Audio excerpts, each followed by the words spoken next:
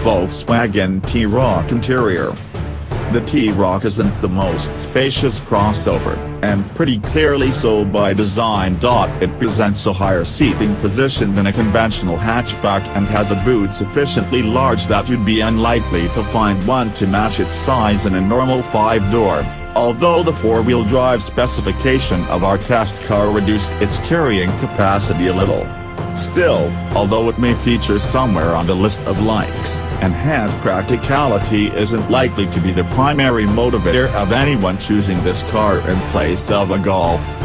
Up front, though, you're certainly surrounded by a greater impression of space than you'd find in a normal hatchback, and you get a good view of the road in all directions.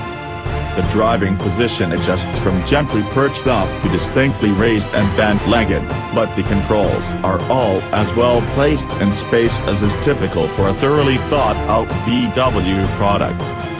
In the back, there's decent room for an average-sized adult and just enough if you're above average height, assuming a slightly splayed mid-seating position.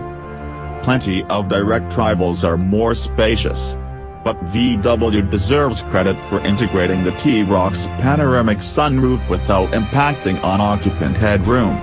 The optional glass roof finishes just ahead of the scalps of those sitting in the back, leaving space for useful recesses that will keep the heads of even taller passengers from brushing the headlining.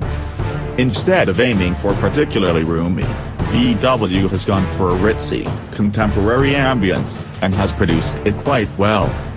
Our test car's active info display digital instruments, its large and flash-fronted 8.0-inch touchscreen infotainment system and its sparingly deployed strips of ambient lighting make it feel advanced and quietly high-tech.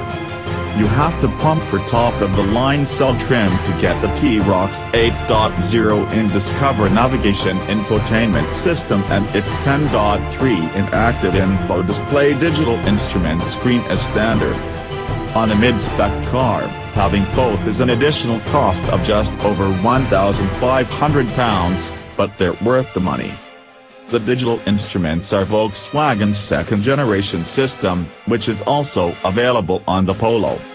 Graphical resolution and brightness are both claimed to be improved, and that certainly seemed to be the case in our test car, where the instruments appeared crisp and usefully adaptable when following a plotted navigation route or listening to the audio system.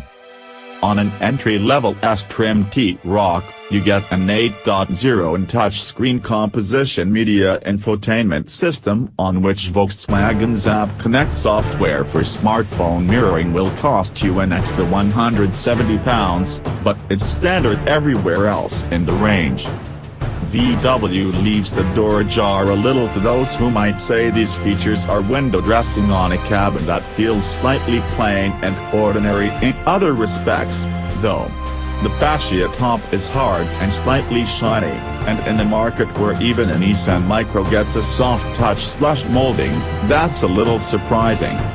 Likewise, its interior door handles and below-the-knee moldings all look and feel as though they could have had a little bit more money spent.